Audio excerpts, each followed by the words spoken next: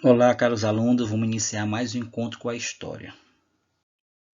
Então, finalizando-se nessa nosso processo de independência que vimos desde o início, né, o sistema do antigo questão colonial, né, o antigo sistema colonial, vimos também a vinda da família real para o Brasil e a independência do Brasil e agora, por último, o primeiro reinado. Como foi esse primeiro reinado após esse processo, né, da independência do Brasil? Que aí a gente vai entender essa questão da dissolução, né, do primeiro reinado, né, entre 1822 a 1831. Nem todos queriam a independência, chegando assim à Batalha de Genipapo, 1823. Mas como foi? Militares, altos funcionários portugueses do Pará, Maranhão, Piauí e Ceará, além da parte da Bahia e província de Ciprastina, né, não aceitaram a independência e se aliaram ao quê? À corte de Lisboa, chegando assim à Batalha de Genipapo, 1823. Né? Essa Batalha de Genipapo, piauiense, maranhense, cearense, era favorável à independência e combatendo assim as tropas portuguesas em Campo Maior, no Piauí.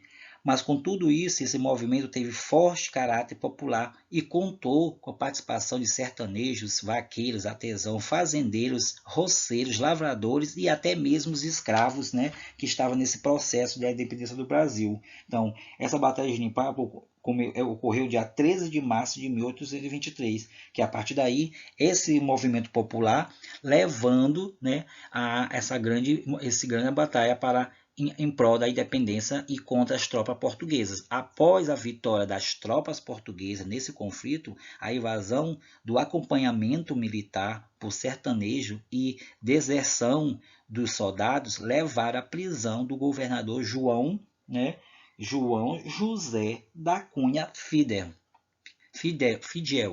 A partir daí, na Bahia, a guerra contra as tropas portuguesas contou com o apoio de oficiais ingleses e esse conflito terminou dia 2 de julho de 1823 com a vitória das forças inglesas e imperiais.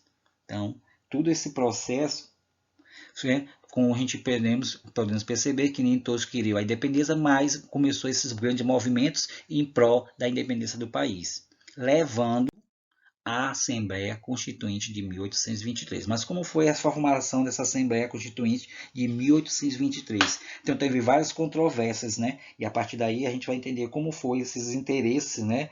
E a questão dos conflitos internos de 1823 para a formação dessa Assembleia Constituinte. Então, em 1823, ocorreram as eleições para formar, né, essa grande Assembleia Constituinte que tinha o objetivo de elaborar a primeira Constituição do Brasil. Como foi, então?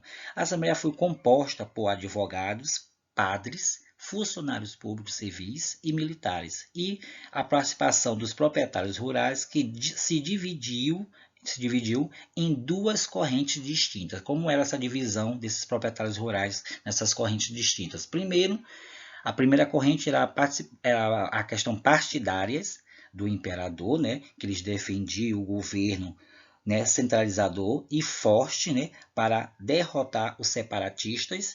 E esses separatistas quiseram usar o adversário do imperador, propunham limitar a autoridade de Dom Pedro I.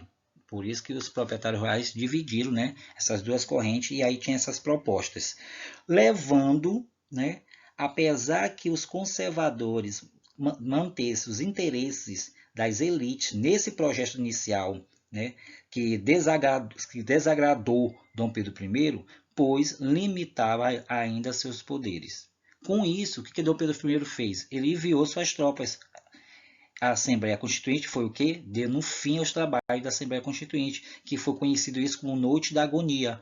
A partir daí, ele encomendou um novo projeto, ou seja, ele colocou umas pessoas, ele chamou uma quantidade de pessoas da sua confiança para elaborar um novo projeto constitucional que tinha interesse dele próprio, levando a Constituição de 1824. A Constituição ele queria conciliar os interesses da elite com o autoritarismo do imperador. Mas a resolução primeira da Constituição. Então, a primeira resolução dessa Constituição foi o seguinte: tivemos o governo do Brasil foi definido como uma monarquia hereditária, constitucional e representativa. Além dos três poderes, havia o poder do moderador, que dava direito à intervenção ao imperador.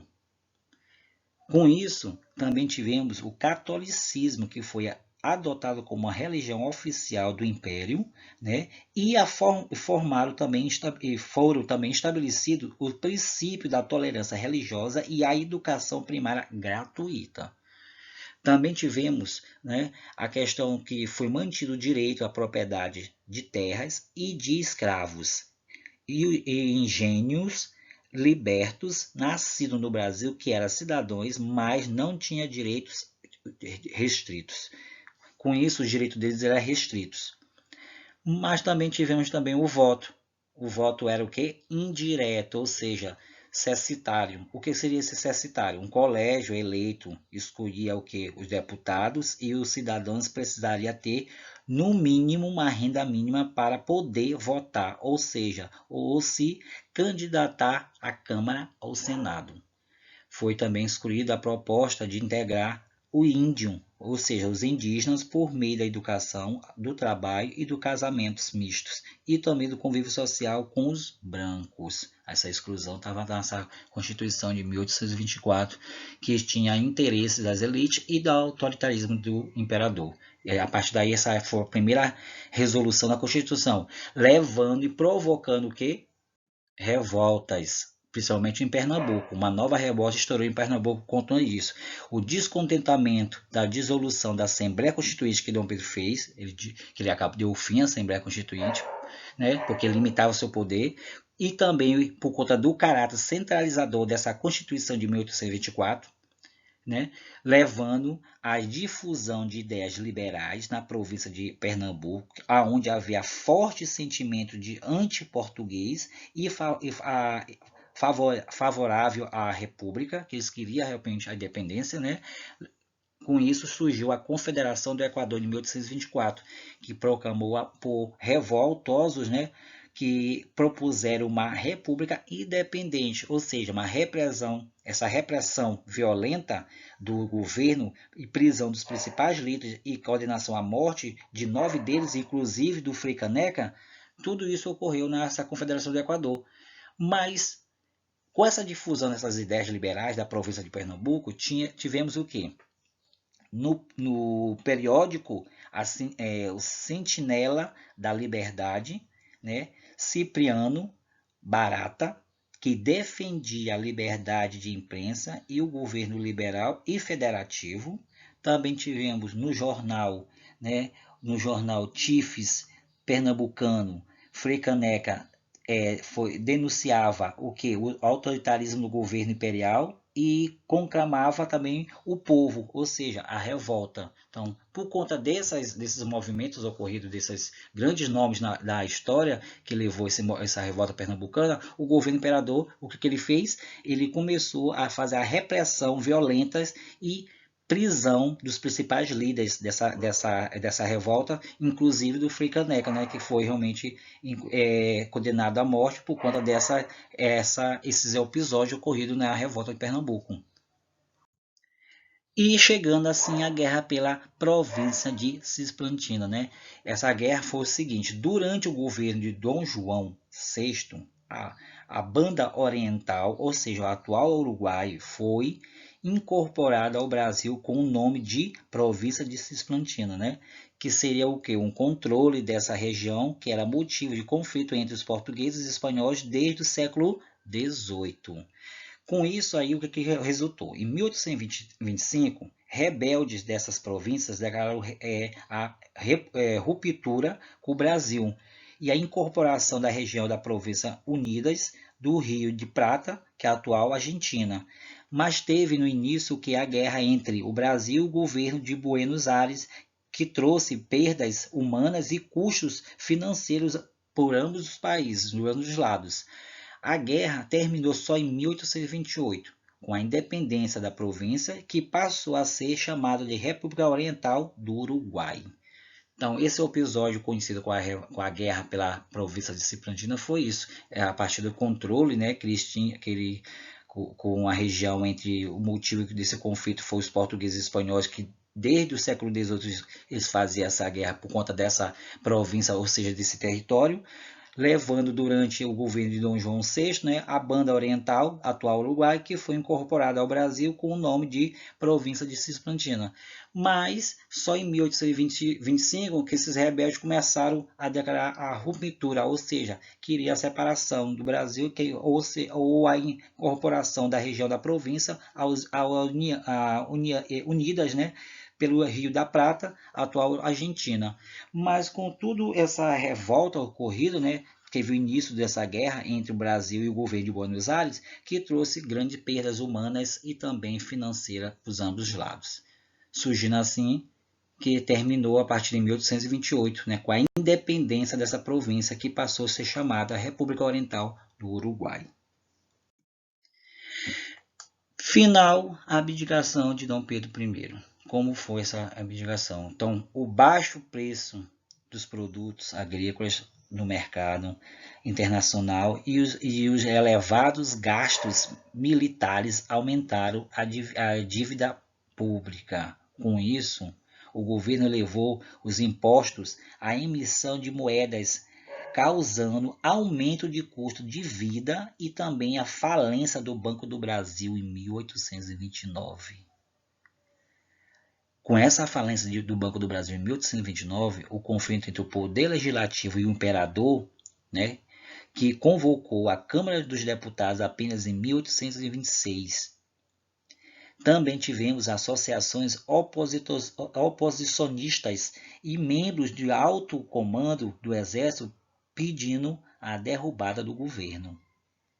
Dom Pedro I sofria intensas pressões vindas de Lisboa, pois liberais portugueses insistiam no retorno do imperador a Portugal. Mas em abril de 1831, Dom Pedro I abdicou o trono por conta dessas pressões, né? Abdicou o trono e partiu para a Europa, deixando a coroa para o seu filho brasileiro Pedro de Alcântara.